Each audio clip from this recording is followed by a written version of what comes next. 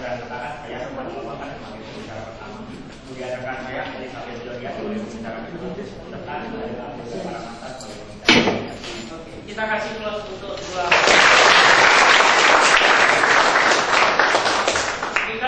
Mekanisme debat kali ini masih sama dengan mekanisme debat sebelumnya, yaitu akan terdiri dari 4 babak. Babak pertama, masing-masing tim akan diberikan waktu 5 menit untuk memaparkan argumentasi. Lalu babak kedua juga 5 menit. Kalau nanti masih ada waktu, dimungkinkan dibantu oleh anggota yang lain. Lalu babak ketiga 9 menit dan dimungkinkan untuk diinterupsi oleh pihak lain. Setelah pembicara ketiga memaparkan 1 menit dan akan kita tutup 1 menit terakhir. Dan babak keempat adalah kesimpulan 2 menit. Topik debat hari ini adalah alokasi dana desa. 5 menit pertama saya beri kesempatan kepada Diplo untuk menyampaikan argumentasinya dari sekarang. Profesor Krisman pernah menyatakan bahwasanya pembangunan desa disusun secara partisipatif oleh pemerintah desa dengan melibatkan lembaga kemasyarakatan dalam aspek perencanaan, pelaksanaan, dan juga pengendalian pembangunan yang bertumpu kepada masyarakat. Sehingga dengan adanya pemberian alokasi dana desa meniscayakan adanya peningkatan kinerja dari pemerintah desa untuk dapat melaksanakan pembangunan yang mandiri. Dewan juri yang kami hormati, kawan-kawan kami dari tim kontra serta rekan-rekan intelektual muda yang ada di ruangan ini, di sini kami menyatakan sikap secara tegas bahwasanya kami setuju dengan pemberian alokasi dana desa. Di sini kami mempunyai 3 argumentasi utama yang melandasi standing position kami pada kesempatan kali ini. Yakni yang pertama, kami akan menjelaskan mengenai manfaat alokasi dana desa untuk mewujudkan keadilan dan juga pemerataan bagi desa-desa yang ada di Indonesia. Dan yang kedua, kami pun akan menjelaskan mengenai alokasi dana desa yang dilihat dari sudut pandang ketatanegaraan dan juga otonomi daerah, yang selanjutnya argumentasi kami tersebut akan dielaborasikan lebih dalam oleh pembicara kedua dari tim kami. Serta yang ketiga, kami pun akan menjelaskan mengenai alokasi dana desa yang berdasarkan kepada prinsip pengelolaan keuangan daerah, yang selanjutnya akan dijelaskan oleh pembicara ketiga dari tim kami. Dewan juri yang kami hormati, alokasi dana desa tercantum di dalam kategori pendapatan desa yang tertulis di dalam pasal 72 ayat 1 huruf D Undang-Undang Nomor 6 Tahun 2014 tentang desa, di mana alokasi dana desa merupakan bagian dari dana pertimbangan paling sedikit 10% yang diterima oleh kabupaten atau kota dalam bentuk APBD setelah dikurangi oleh dana alokasi khusus. Pun terdapat tujuan dari diberikannya alokasi dana desa tersebut menurut Permendagri Nomor 37 Tahun 2007 tentang pedoman pengelolaan keuangan desa, yakni yang pertama, untuk menanggulangi kemiskinan dan juga mengurangi kesenjangan. Kemudian yang kedua, untuk meningkatkan perencanaan dan penganggaran pembangunan di tingkat desa dan juga pemberdayaan masyarakat. Serta yang ketiga, untuk meningkatkan pembangunan infrastruktur pedesaan dan juga untuk meningkatkan pelayanan pada masyarakat desa. Serta yang selanjutnya untuk mendorong peningkatan dan juga gotong royong masyarakat, serta yang terakhir untuk meningkatkan pendapatan dari desa itu sendiri. Dan dari adanya tujuan alokasi dana desa tersebut dapat ditarik benang merah bahwasanya alokasi dana desa sebagai suatu kebijakan dari pemerintah atau social policy untuk mewujudkan kesejahteraan umum dalam mencapai social welfare policy sebagaimana yang diamanatkan di dalam tujuan dan juga fungsi dari negara Indonesia yang tercantum di dalam alinea keempat pembukaan Undang-Undang Dasar tahun 1945. Dan kemudian Dewan juri yang kami hormati, serta adanya alokasi dana desa juga untuk mewujudkan keadilan dan juga pemerataan sebagaimana amanat dari sila kelima dari Pancasila, yakni keadilan sosial bagi seluruh rakyat Indonesia, yang dimana sila kelima tersebut terkristalisasi ke dalam Undang MPR Nomor 1 Tahun 2003 butir kedua, yakni melakukan kegiatan dalam rangka mewujudkan kemajuan yang merata dan juga berkeadilan sosial. Kemudian, menurut Hieronymus Triti dalam bukunya Filsafat Hukum, bahwasanya keadilan dapat tercapai apabila struktur seperti proses ekonomi, sosial, budaya dalam masyarakat menghasilkan pembagian kekayaan masyarakat yang adil dan menjamin bahwa setiap anggota masyarakat memperoleh hak-haknya, di mana dalam konteks perdebatan kita pada kesempatan kali ini ialah hak dari masyarakat desa untuk mendapatkan alokasi dana desa demi membangun adanya pembangunan baik itu fisik maupun non bantuan fisik. Dewan Juri yang kami hormati, di dalam pasal 18 ayat 5 Undang-Undang Dasar tahun 1945 menyatakan bahwasanya pemerintahan daerah menjalankan otonomi seluas-luasnya kecuali urusan pemerintahan yang oleh undang-undang ditentukan sebagai urusan pemerintah pusat. Artinya bahwa pemerintah desa melalui alokasi dana desa dapat memberikan peningkatan kesejahteraan bagi masyarakat desa di mana ADD direncanakan dengan menjaring aspirasi dan juga kebutuhan masyarakat secara langsung melalui musyawarah desa. Kemudian, ada manfaat dari alokasi dana desa berdasarkan forum pengembangan dan juga pembaharuan desa, yakni yang pertama, desa dapat menangani secara langsung permasalahan desa secara cepat tanpa harus menunggu program dari pemerintah untuk menyelesaikan masalah-masalah di dalam desa-desa yang ada di Indonesia. Kemudian yang kedua, adanya alokasi dana desa tersebut memberikan kepastian anggaran bagi pemerintah desa agar nantinya pemerintah desa dapat merencanakan belanja operasional dan juga pembangunan-pembangunan apa saja yang dibutuhkan oleh masyarakat desa tersebut. Maka Dewan Juri yang kami hormati serta rekan-rekan intelektual muda, atas dasar hal tersebutlah di sini kami tetap pro pada musim hari ini. Sekian dan terima kasih bagi yang berbahagia.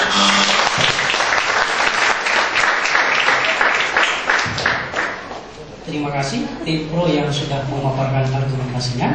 5 menit yang sama saya berikan kepada tim kontra untuk memaparkan argumentasinya dari SKAR. Assalamualaikum warahmatullahi wabarakatuh.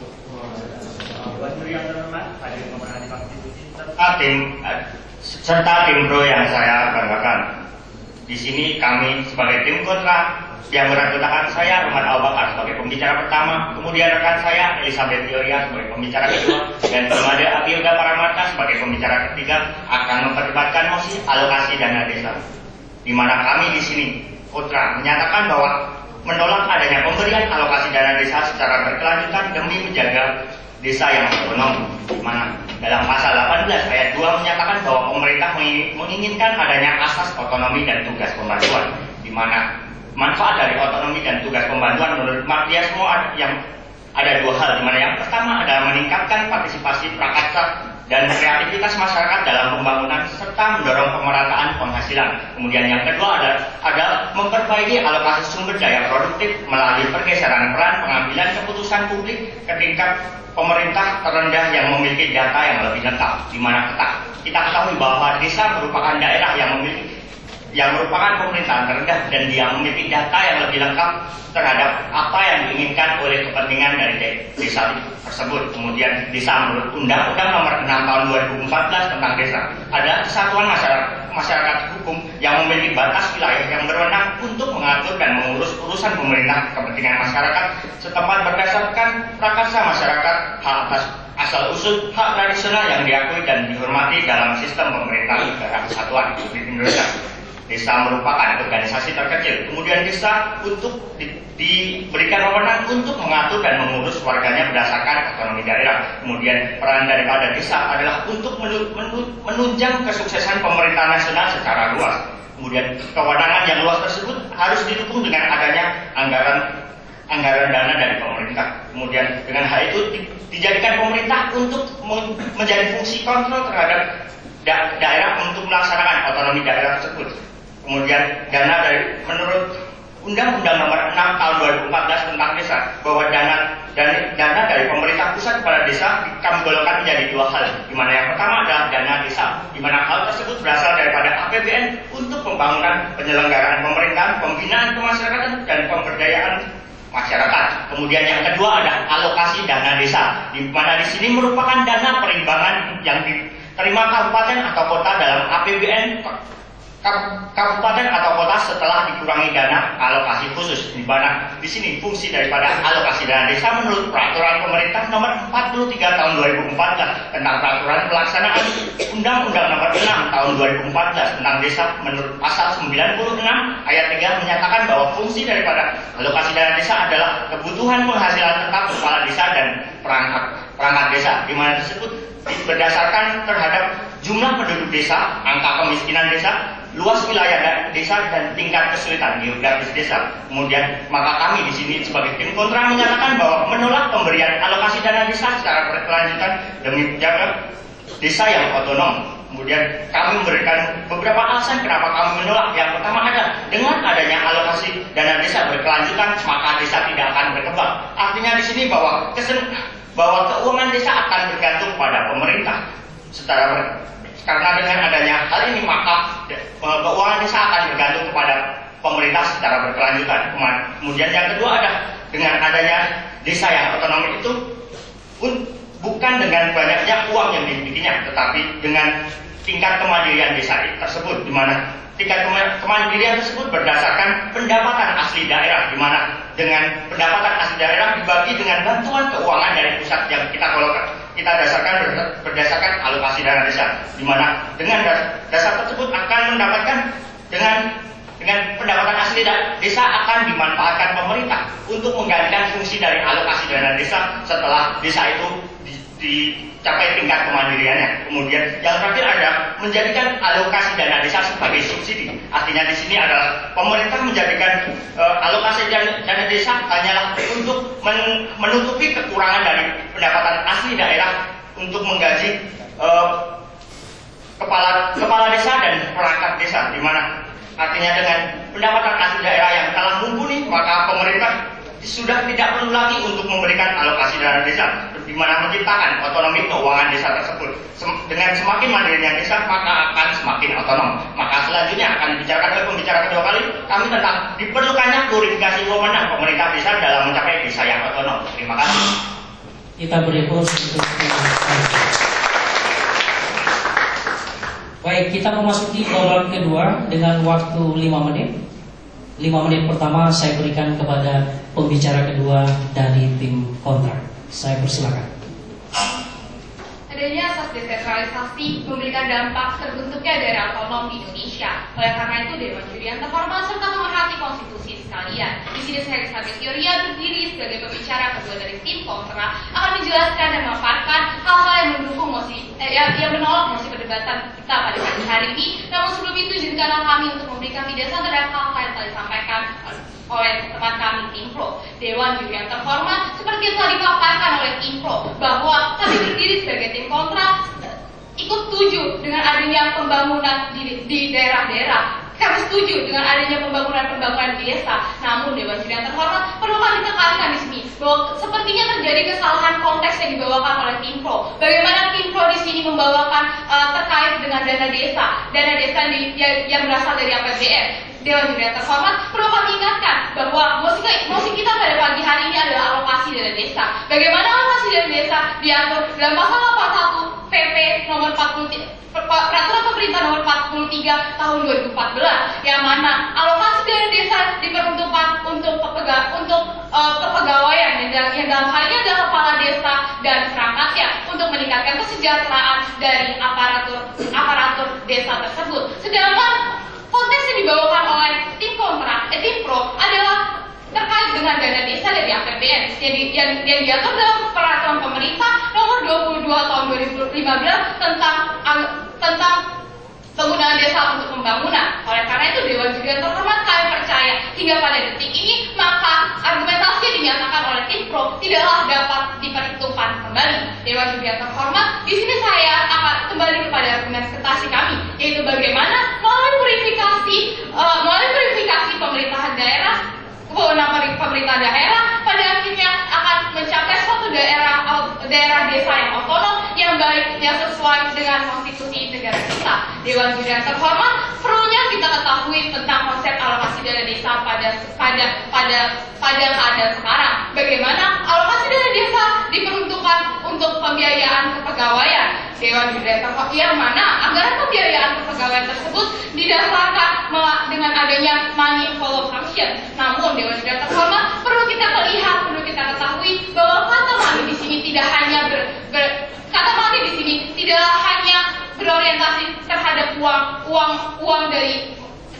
sebagai arti spesifik atau arti sejelas-jelasnya. Namun kata money di sini maksudnya adalah wewenang atas sumber anggaran yang dimiliki oleh daerah tersebut. Dewan Juri yang terhormat, yang didasarkan dari adanya asas rekognisi atau berdasarkan asas asal-usul Dewan Juri yang terhormat, menurut manifold function, maka pada akhirnya terdapat suatu pembagian pembiayaan antara pemerintah desa dan pemerintah pusat. Namun Dewan Juri yang terhormat sangat disayangkan karena apa? Karena pemerintah pusat mendapatkan bagian yang lebih besar terkait dengan pembagian pembiayaan di sini, sehingga pada akhirnya pendapatan akan berdampak kepada pendapatan asli daerah yang sedikit Dewan Juri yang terhormat, sehingga pula ini akan berimplikasi dengan ketidakmampuan desa untuk membiayai pengeluaran rutin desanya, seperti misalnya untuk gaji kepegawaian, untuk gaji kepala desa dan perangkatnya Dewan Juri yang terhormat, sehingga pada akhirnya akan timbul suatu tendensi, akan timbul suatu ketergantungan pemerintah desa kepada pemerintah pusat. Padahal kita ketahui bahwa Indonesia mengenal adanya suatu otonomi daerah. Di dalam hal ini kami percaya bahwa terbentuknya desa sebagai daerah otonom memiliki sumber daya anggarannya sendiri, bahwa desa sebagai negara otonom berhak untuk mengurus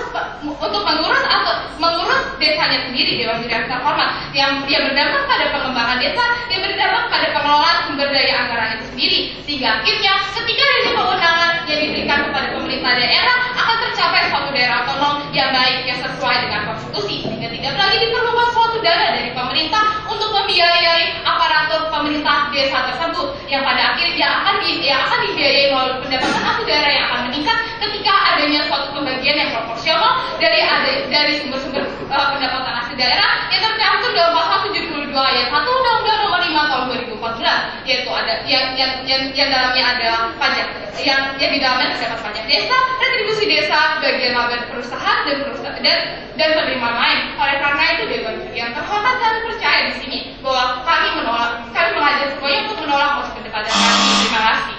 Baik, kita berikan waktu 5 menit yang sama untuk pembicara kedua dari tim Pro. Dimulai dari sekarang. Pandangan postmodernisme menganggap bahwa pelaksanaan otonomi daerah merupakan sebuah dekonstruksi besar dari prinsip sentralisasi yang telah diterapkan selama puluhan tahun di masyarakat. Dan untuk menyempurnakan pelaksanaan otonomi daerah yang telah dituliskan dalam pasal 18 Undang-Undang Dasar, maka lahirlah Undang-Undang tentang Desa, Undang-Undang Nomor 6 Tahun 2014, yang melandasi kita untuk mendukung adanya pelaksanaan otonomi desa sebagai penyempurnaan otonomi daerah. Dan ketika kita berbicara tentang otonomi desa, ada sebuah kerangka berpikir mengenai dua aspek yang saling berkorelasi dan tidak bisa dipisahkan satu dengan lainnya. Yang pertama, akuntabilitas pemerintah desa, lalu kedua, pemberdayaan masyarakat. Ketika ADD diberikan kepada pemerintah desa, maka pemerintah desa harus bekerja keras untuk merencanakan, mengelola, mengevaluasi serta bertanggung jawab yang harus dilakukan secara akuntabel dan bertanggung jawab. Lalu selanjutnya, dalam pembangunan tersebut, maka yang diberdayakan adalah masyarakat desa untuk melaksanakan program-program pembangunan, yang artinya kerangka berpikir tersebut pun akan saling melengkapi. Inilah mengapa otonomi desa sebagai struktur terkecil dalam organisasi organ pemerintah daerah harus diberikan kemandirian untuk melaksanakan pengelolaan keuangan sendiri. Karena Profesor Sri Sumantri dalam bukunya Otonomi Daerah menyampaikan bahwa indikator keberhasilan otonomi daerah adalah kemandirian. Dewan Juri terhormat serta rekan-rekan kami dari tim kontra, sebelum saya melangkah lebih jauh, ada beberapa poin dari rekan-rekan tim kontra yang ingin saya luruskan terlebih dahulu. Pembicara pertama dari tim kontra menyampaikan bahwa alokasi dana desa pada pergerakannya hanya dilaksanakan untuk pembangunan operasional. Boleh saya jelaskan sekali lagi bahwa ADD digunakan untuk operasional hanya sebesar 30%. 70% sisanya digunakan untuk melaksanakan pemberdayaan, pembangunan fisik, keagamaan, lingkungan, karang taruna, dan berbagai macam pemberdayaan masyarakat lainnya. Lalu rekan-rekan juga menyampaikan, pembicara pun menyampaikan bahwa mereka tidak ingin bergantung pada pemerintah dan menolak alokasi dana desa. Bila kita menggunakan logika berpikir rekan-rekan tim kontra, artinya ketika kita menggunakan dari APBN, tetap ada ketergantungan. Namun saya perlu jelaskan, kemandirian yang kita bicarakan bukan berbicara mengenai diberi atau tidak diberi. Namun kemandirian yang kita bicarakan adalah dalam konteks melaksanakan perencanaan, pengelolaan, serta tanggung jawab sendiri. Ini merupakan prinsip kemandirian yang berbeda, dan rekan-rekan tim kontra telah gagal dalam identifikasi kemandirian yang kita perdebatkan pada hari ini. Selanjutnya saya ingin menjelaskan mengenai dua prinsip penerapan ADD. Pertama, kemerataan, lalu yang kedua, keadilan. Merata agar semua desa mendapatkan bantuan keuangan yang relatif sama, yang kemudian dikenal dengan ADD merata. Lalu keadilan, pembagian yang diukur dari kebutuhan masyarakat desa, adanya nilai bobot desa, diukur dari kemiskinan, keterjangkauan, pendidikan, kesehatan, dan berbagai macam aspek lainnya yang menghasilkan ADD proporsional. Dan dua aspek inilah yang kemudian dihitung ADD proporsional sebesar 40% dan ADD merata sebesar 60% yang menghasilkan alokasi dana desa diberikan kepada desa. Inilah mengapa ADD dari satu desa dengan desa yang lainnya memang mendapatkan nilai yang berbeda karena benar-benar diukur dari kebutuhan masyarakat melalui prinsip keadilan.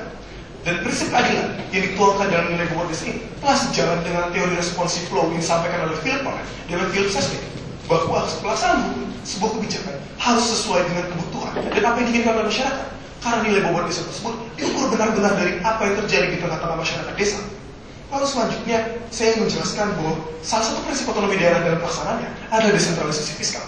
Ketika Indonesia menerapkan otonomi daerah, pada tahun 2001 terjadi desentralisasi fiskal sebesar 25,77%. Dan pada tahun 2007, desentralisasi fiskal tersebut telah naik menjadi 38,39%. 23 negara di OECD atau Organization for Economic Cooperation and Development sejak tahun 1995 telah meningkatkan penggalangan kekuatan di local government, dan negara-negara tergabung di OECD yang menggalakkan kekuatan di local government seperti Amerika memiliki desentralisasi fiskal sebesar 40%, Norwegia 38,8%. Inilah mengapa dengan prinsip-prinsip dan kebijakan yang diterapkan di Indonesia sendiri, kita harus mencapai angka-angka desentralisasi fiskal ini pula. Dengan otonomi desa, dengan ADD, maka penerapan desentralisasi fiskal yang telah berjalan secara baik dalam otonomi daerah tentunya akan kembali disempurnakan.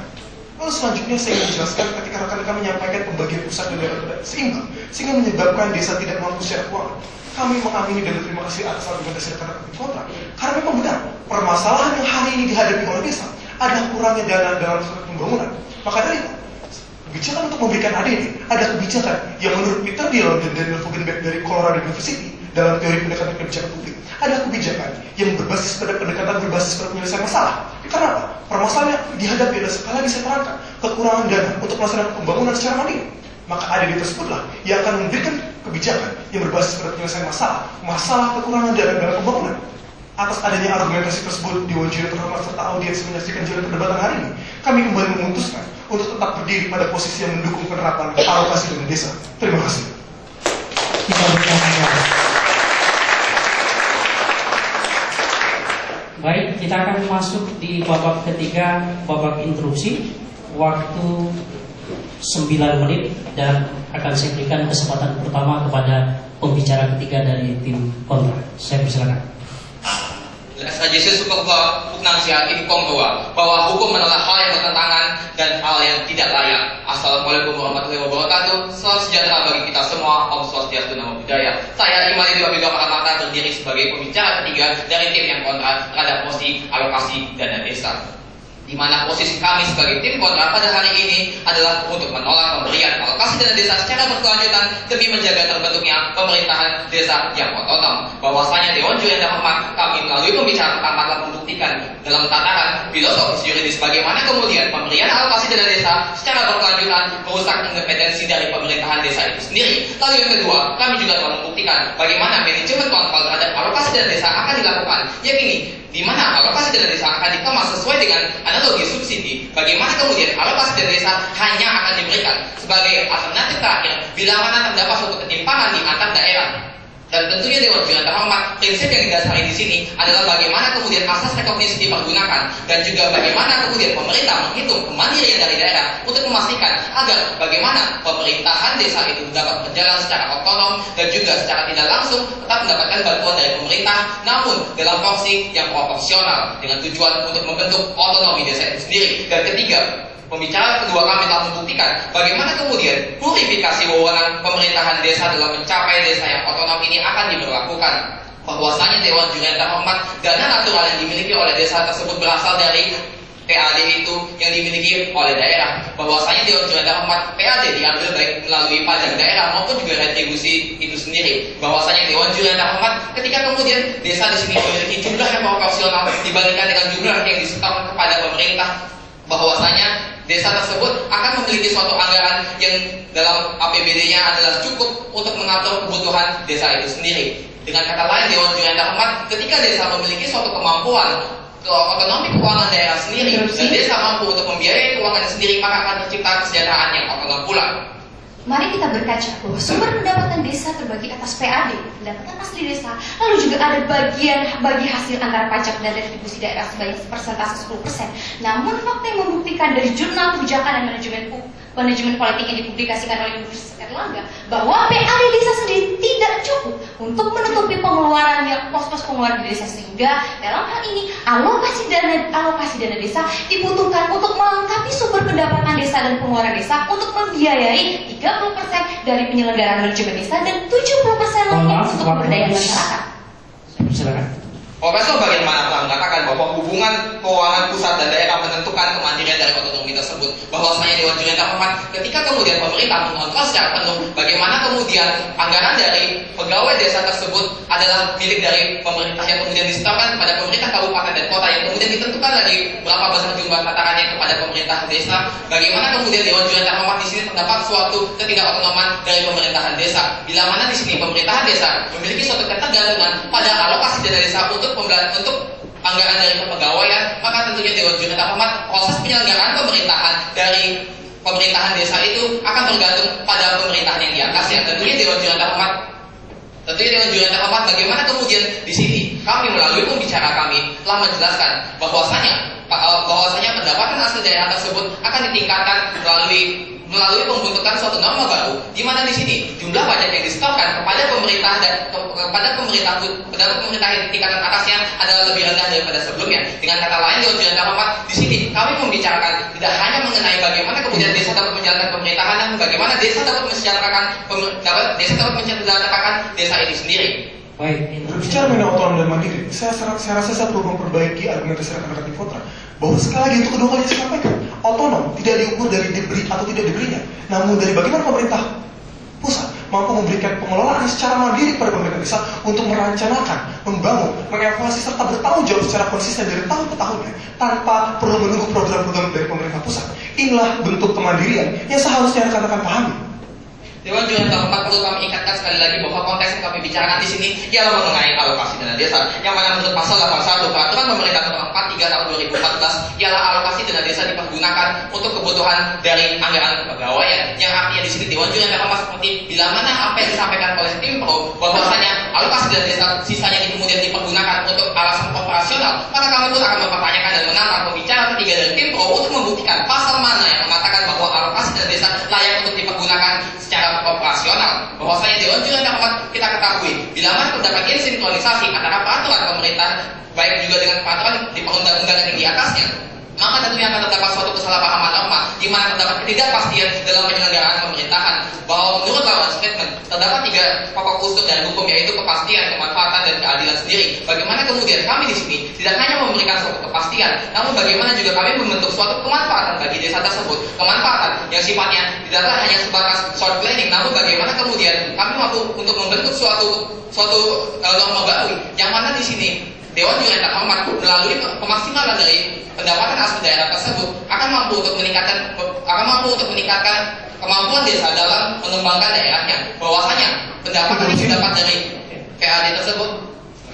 Rekan-rekan kembali menyampaikan hal yang sebenarnya telah saya perbaiki sebelumnya, bahwa ADD tidak hanya dipergunakan untuk operasional, namun 70% dari ADD dipergunakan untuk pemberdayaan. Telah saya perbaiki dalam sisi argumentasi saya sebelumnya, dan kami pun sama sekali tidak mendengar rekan-rekan menyampaikan solusi.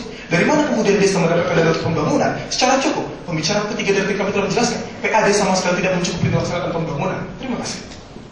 Dewan Juri yang terhormat, kami pun juga kembali mempertanyakan atas dasar apa kemudian tim pro mengatakan bahwa alokasi dana desa dapat dipergunakan untuk keperluan operasional. Bahwasanya keperluan operasional telah dibiayai melalui anggaran desa dari APBN itu sendiri. Yang artinya di sini Dewan Juri yang terhormat, kita membicarakan mengenai 2 sistem yang berbeda, 2 sistem yang tidak dapat dicampurkan. Bagaimana kemudian nanti alokasi dana desa dapat dipergunakan untuk hal-hal operasional? Bahwasanya Dewan Juri yang terhormat, ketika logika yang dipergunakan dari tim pro bahwa anggaran desa sendiri tidaklah cukup untuk membiayai kebutuhan dalam internal pemerintahan desa, lalu bagaimana kemudian tim pro dapat mengatakan bahwa terdapat sisa dari alokasi dana desa?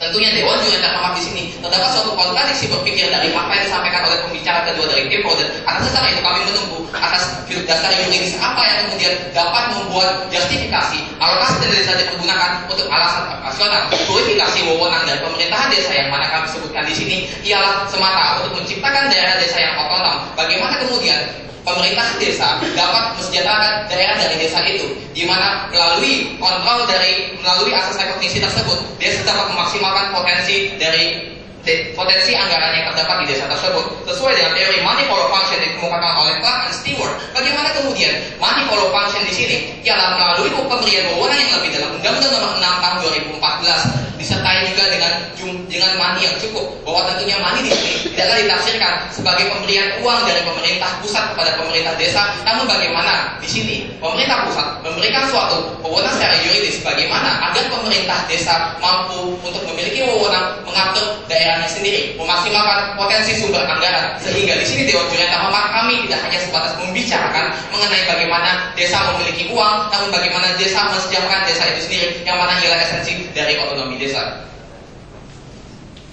Governor CSP Point, menjalankan pemerintahan berarti melihat ke depan dan merencanakan apa saja yang akan dilakukan. Maksudnya di sini bahwa tindakan dengan melakukan pemberian alokasi dana desa secara berkelanjutan hanya akan mencederai independenan desa dalam mengelola keuangan, sehingga bukan suatu langkah yang visioner. Adapun yang dikemukakan oleh bagaimana adalah sesuai dengan Undang-Undang Dasar Negara Republik Indonesia tahun 1945 bahwa sistem rumah tangga daerah bersifat asli, bukan sesuatu yang diserahkan oleh satuan pemerintah di atasnya. Sebagai konsekuensi, maka harus diberikan tempat bagi prakasa dan inisiatif sendiri dari daerah untuk mengurus berbagai kepentingan mereka. Dan atas dasar itu Dewan Juri yang terhormat, kami telah mengupakan 3 argumen utama kami, yakni yang pertama adalah bagaimana pemberian ADD berkelanjutan merusak independensi pemerintahan desa dan bagaimana manajemen kontrol terhadap ADD diberlakukan. Ketiga, purifikasi wewenang pemerintahan desa untuk mencapai desa otonom adalah jawabannya. Terima kasih. Baik, kita berikan dari kota. 9 menit yang sama untuk pembicara ketiga dari tim pro dimulai dari sekarang. Pelaksanaan otonomi daerah hingga sub paling terkecil yakni desa telah memberikan sesungguhnya purifikasi terhadap desa itu sendiri sebagaimana digagas oleh kawan-kawan di tim kontra. Mengapa saya sebut demikian? Bahwa contohnya pelaksanaan APBD desa dibentuk dalam mekanisme musrembang yang dalam hal tersebut juga mengikut sertakan berbagai elemen-elemen penting dalam desa tersebut untuk ikut merencanakan dan juga mengawasi jalannya pemerintahan desa. Artinya dalam hal ini konsep purifikasi yang ditawarkan oleh kawan-kawan telah nyata adanya dan terlaksana. Namun dalam perdebatan kali ini mengenai alokasi dana desa, kami ingin berkaca pada Undang-Undang Nomor 6 Tahun 2014 terkait dengan pengalokasi dana desa, di mana undang-undang tersebut dengan tegas menyatakan 10% minimal dana dari perimbangan yang diterima oleh kabupaten dan kota. Mengapa?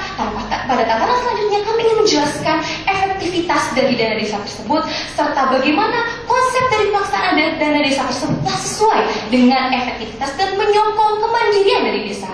Namun sebelumnya saya ingin memberikan beberapa perusahaan terhadap argumentasi yang disampaikan oleh saudara-saudara saya dari tim kontra. Yang pertama adalah ketika kawan-kawan tim kontra mengatakan bahwa akan tetap menggunakan mekanisme ADD namun melalui mekanisme subsidi untuk menutupi berbagai kekurangan. Maka ingin saya kembali mengulang bunyi pasal terkait dengan sumber pendapatan desa, di mana pendapatan desa tidak hanya semata-mata bertumpu pada ADD semata, ada PAD, lalu selanjutnya alokasi anggaran APBN bagi hasil perimbangan pajak daerah dan retribusi daerah yang dalam undang-undang tersebut dijelaskan 10%. Lalu selanjutnya dana alokasi desa, bantuan keuangan dari APBD provinsi, kabupaten dan kota, serta hibah atau sumbangan dari pihak ketiga. Sehingga Dewan Juri yang terhormat dan kaum muda yang ada ini jelas musim perdebatan kali ini adalah ingin mempertentangkan mengenai poin keempat yakni alokasi dana desa yang diatur oleh Undang-Undang Nomor 6 Tahun 2014, sehingga kami tidak perlu menjawab tantangan dari kawan-kawan untuk mempertanyakan terkait dengan pengalokasian dana desa. Mengapa? Tegas DPR Nomor 60 Tahun 2014 tentang pendanaan dana desa menjelaskan bahwa pengalokasian dana desa dibagi dan dialokasikan dan distribusikan sebanyak 30% untuk operasional dari desa di luar gaji. Maka ketika kawan-kawan mengatakan untuk gaji kepala desa, hendaklah kembali membaca undang-undang bahwa dalam hal ini dahulunya sebelum ada Undang-Undang Nomor 6 Tahun 2014, gaji kepala desa dibebankan kepada tanah bengkok. Namun setelah dikeluarkan Undang-Undang 6 Tahun 2012, maka gaji kepala desa merupakan dana yang terpisah dari dana alokasi desa. Selanjutnya kawan-kawan, Dewan Juri yang terhormat dan kaum muda yang ada ini, ketika juga pengalokasian tersebut juga nantinya diteruskan oleh peraturan daerah. Mengapa? Karena dalam hal ini distribusi dana desa yang berasal dari APBN yang diterima berdasarkan perimbangan yang diterima oleh kabupaten dan kota tersebut akan ditransfer dulu oleh pusat kepada daerah, sehingga bentuk pengalokasian dan mekanisme yang lebih menyentuh tataran mekanisme dan substansial diatur oleh peraturan daerah. Sehingga dalam hal ini kami mampu menyatakan kawan-kawan tidak membaca dengan sangat cermat peraturan perundang-undangan terkait. Lalu Dewan Juri yang terhormat dan konteks muda yang ada ini adalah suatu argumen yang sangat menarik untuk perlu kita cermati ketika kawan-kawan mengatakan menginginkan adanya suatu kemandirian terhadap desa. Namun kawan-kawan menutup mata bahwa kemandirian tersebut bukan hanya semata-mata kemandirian terkait dengan pembagian kewenangan sebagaimana yang diinginkan oleh desentralisasi tanpa disokong oleh dana. Mengapa? Karena dalam hal ini desa juga membutuhkan pembantuan misalnya dalam membentuk lingkungan, lalu pemberdayaan masyarakat, Karang Taruna, PKK, Posyandu, yang dalam hal ini dana tersebut tidak mampu tercover manakala tidak ada dana alokasi desa. Sehingga Dewan Juri yang terhormat dan konteks muda yang ada ini mampu kembali kami menyatakan dan tidak akan pernah bosan-bosan kami menyatakan desa sangat membutuhkan alokasi dana desa. Dewan Juri yang terhormat, kami tektor muda yang ada ini. Selanjutnya, kami ingin memaparkan dan memperlihatkan bahwa pada kenyataan sosiologisnya beberapa hal yang harus dipertimbangkan mengapa desa sangat memerlukan alokasi dana desa. Yang pertama adalah seperti yang sudah saya sebutkan sebelumnya, PAD atau pendapatan asli desa sangat rendah. Hal tersebut juga ditunjang bahwa dana bantuan tidak dapat diterima oleh desa, atau dalam hal ini tidak semua desa mendapatkan dana bantuan misalnya berupa PNPM mandiri. Dalam hal ini PNPM mandiri mencatat tidak semua desa di seluruh Indonesia sebanyak lebih dari 72.000 desa di Indonesia dapat mendapatkan dana PNPM mandiri. Silakan. Bahwasanya Dewan Juri yang terhormat melalui pemaparan telah kami jabarkan oleh pembicara pertama, kedua, dan dipertegaskan kembali oleh pembicara ketiga, bahwa solusi yang kami bawakan di sini ialah purifikasi wewenang, yang artinya di sini adalah tidaklah kita berpacu pada norma positif di Indonesia. Artinya di sini kita membentuk suatu norma bagaimana kemudian desa memiliki wewenang lebih, yang mana memungkinkan mereka untuk memiliki pendapatan asli daerah, pendapatan asli desa yang lebih. Artinya di sini Dewan Juri yang terhormat kemudian PAD inilah yang akan dipergunakan untuk kebutuhan utama desa, karena PAD berasal dari desa itu sendiri. Potensi keuangan yang ada di desa. Terima kasih. Tampaknya kawan-kawan lupa bahwa desa juga akan mendapatkan pungutan pajak sendiri. Misalnya, dia memiliki pasar sendiri. Desa juga akan mendapatkan pungutan retribusi tersebut langsung masuk kepada kas desa. Namun kembali, fakta sosiologis menyatakan hal tersebut atau uang atau pendapatan retribusi tersebut tidak cukup. Sehingga purifikasi yang kawan-kawan tawarkan untuk memberikan pendapatan lebih untuk income sebagai PAD desa tidak cukup mampu untuk memberikan dan menutupi pos-pos pengeluaran dari desa itu sendiri. Lalu Dewan Juri yang terhormat dan konteks muda yang ada ini, dana alokasi desa tersebut juga memberikan suatu keefektifan terkait dengan pengentasan kemiskinan. Terbukti kesejahteraan masyarakat desa yang rendah sehingga sulitnya masyarakat desa untuk memiliki pendapatan asli desa yang tinggi tercatat. Dan kemiskinan atau angka kemiskinan di tingkat desa bercokol hingga data 14,7%.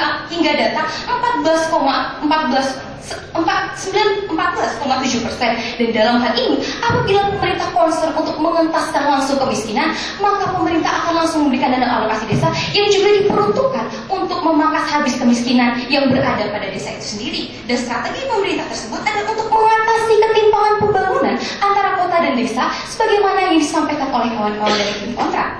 Lalu Dewan Juri yang terhormat dan konteks muda yang ada ini, pengentasan kemiskinan tersebut telah terbukti dengan penelitian Prasetyo pada tahun 2012 yang menyatakan bahwa studi kasus pemberian alokasi dana desa di Provinsi Sulawesi Selatan, Sulawesi Utara, Kabupaten Kediri, dan sebagian Provinsi Jawa Timur menyebutkan bahwa pemberian alokasi dana desa terbukti efektif dalam mengurangi angka kemiskinan yang ada di desa itu sendiri. Lalu Dewan Juri yang terhormat dan konteks muda yang ada di dalam ini, perlu ingin kami tegaskan, solusi yang kami tawarkan di sini adalah kami mengakui masih banyak pada tataran lapangan berbagai permasalahan-permasalahan terkait dengan pengalokasian dana desa, seperti kurangnya pelaporan. Maka gagasan baru yang ingin kami tawarkan dan ingin kami bawa pada perdebatan kali ini adalah yang pertama adalah memberikan pengalokasian dana desa sesuai dengan Undang-Undang Nomor 6 Tahun 2014. Mengapa? Pada status quo saat sekarang ini alokasi dana desa belum diterima hingga 10% sebagaimana amanat Undang-Undang Nomor 6 Tahun 2012. Maka gagasan kami adalah menyesuaikan sebagaimana amanat dalam undang-undang tersebut. Silakan. Bahwasanya Dewan Juri terhormat ketika di sini pemerintah desa masih melakukan ketergantungan kepada pemerintah pusat, maka di sini tidak hanya terbebani sebuah permasalahan pemerintah desa, namun juga kepada pemerintah pusat, yakni dalam hal APBN. Bagaimana kemudian APBN sini mampu untuk membiayai keseluruhan dalam setiap tahunnya gaji dari pegawai desa itu sendiri, yang mana Dewan Juri terhormat konsep yang kami bawakan di sini adalah konsep otonom, di mana desa memiliki kemampuan untuk membiayai dirinya sendiri dan bukan berasal dari APBN yang juga tidak hanya memberatkan desa sendiri namun juga bagi negara. hanya satu yang bisa saya katakan, bahwa ADD tidak akan mengcover seluruhnya, tapi ADD berusaha menutupi celah-celah. Mengapa? Karena pendanaan APBN itu bukan ADD, kawan-kawan dari tim kontra. Mengapa ada dana bagi hasil dari kabupaten kota? Dan desa sendiri juga memiliki PAD, dan desa juga diperkenalkan untuk mengadakan dan menerima hibah dari pihak ketiga dan melakukan kerjasama dengan perusahaan. Artinya pemberian ADD sama sekali tidak akan pernah mengurangi tingkat kemandirian dari desa. Mengapa? Misalnya dalam CSR perusahaan, desa dapat melakukan kerjasama dalam pengembangan sanitasi lingkungan, dan dalam hal ini desa tidak bergantung sepenuhnya kepada ADD. Namun pemberian ADD tersebut mampu menjamin kelangsungan, kemandirian dan keefektivitasan dari kemandirian dari otonomi desa itu sendiri. Sehingga gagasan yang kedua adalah meningkatkan pelaporan dan audit terhadap laporan penggunaan dana dari alokasi desa tersebut. Audit tersebut adalah yang pertama, pertanggungjawaban melalui APBDes. Yang kedua, audit internal daerah. Dan yang ketiga, audit melalui tim pembina ADD yang dilakukan berjenjang, dan audit mengenai pengalihan daerah. Dan hal tersebut akan kami tuangkan dalam bentuk revisi PP nomor 60 tahun 2014 tentang dana desa, di mana audit tersebut yang dilakukan secara berjenjang tetap dalam kurun waktu masa 1 tahun anggaran. Baik, waktu tadi kita akan memasuki babak pamungkas, babak terakhir, kesimpulan 2 menit. Masing-masing tim masih punya kesempatan untuk meyakinkan juri bahwa pendapat Anda masing-masing yang layak untuk dimenangkan. Saya persilakan kepada tim kontra untuk memberikan konklusi 2 menit dari sekarang. Solus populi suprema SLS, bahwa kesejahteraan masyarakat ialah kedaulatan hukum tertinggi. Assalamualaikum warahmatullahi wabarakatuh. Salam sejahtera bagi kita semua. Om Swastiastu, Namo Buddhaya. Bahwasanya alokasi dana desa merupakan suatu anggaran yang diberikan oleh pemerintah pusat. Di sini melalui kemudian dana transfer daerah, yang mana Dewan Juri terhormat, dana transfer daerah ini pun juga berasal dari APBN itu sendiri.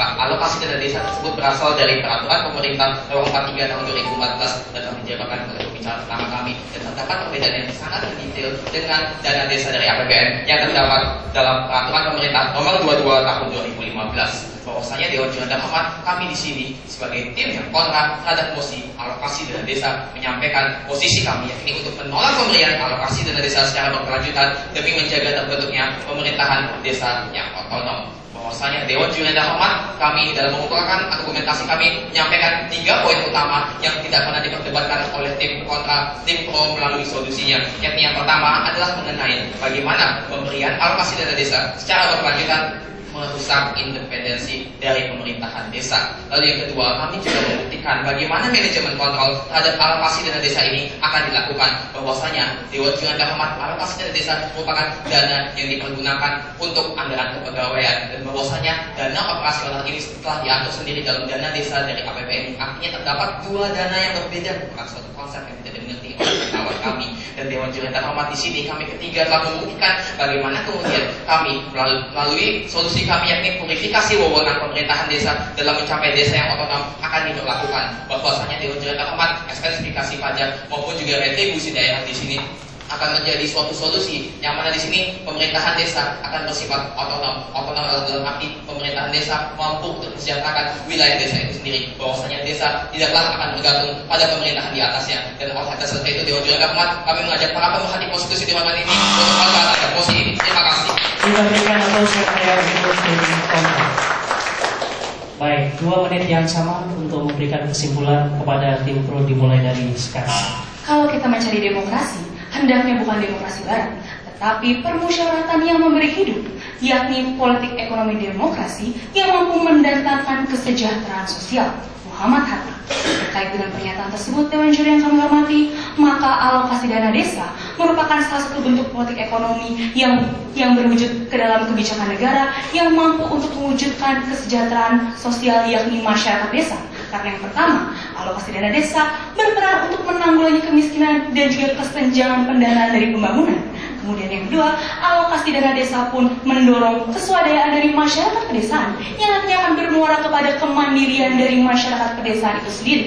Pun telah diatur secara jelas mengenai alokasi dana desa di dalam Undang-Undang Nomor 6 Tahun 2014 dan juga PP Nomor 60 Tahun 2014. Sehingga berdasarkan adanya manfaat dari dari adanya alokasi dana desa tersebut, maka kami menggagas yang pertama untuk memaksimalkan pemberian alokasi dana desa yakni sebanyak 10%. Karena pada kenyataannya alokasi dana desa yang diberikan kepada masyarakat pedesaan masih belum maksimal. Kemudian yang kedua, adanya sosialisasi alokasi dana desa tersebut kepada pemerintah desa sehingga dapat meningkatkan kedisiplinan dan juga kemampuan bagi pemerintah desa dalam mengelola alokasi dana desa dan juga mempertanggungjawabkannya. Dan untuk meningkatkan pengawasan mengenai alokasi dana desa itu sendiri, maka kami menggagas untuk merevisi PP nomor 60 tahun 2014 di mana nantinya di dalam klausul tersebut adanya laporan pertanggungjawaban yang tetap dibuat secara berjenjang dari desa sampai dengan pemerintah pusat dalam 1 tahun masa anggaran. Dan nantinya yang kedua kami juga ingin merekomendasikan yaitu adanya pengawasan dari pusat yang nantinya pengawasan mengenai pengelolaan alokasi dana desa tersebut dapat diakses melalui database yang nantinya akan dibagikan di dalam website. Maka dari itu Dewan Juri yang kami hormati, atas dasar susunan argumen tersebut kami pro pada musim hari ini. Terima kasih. Kita berikan baik Dewan Juri yang saya muliakan dan Bapak Ibu hadirin yang berbahagia, selesai sudah perjalanan debat hari ini yang akan memperebutkan posisi ketiga dan keempat. Masing-masing nampaknya layak untuk menjadi pemenang, tetapi pada akhirnya jurilah yang akan menentukan. Saya selaku moderator mohon maaf apabila kekurangan. Wassalamualaikum warahmatullahi wabarakatuh.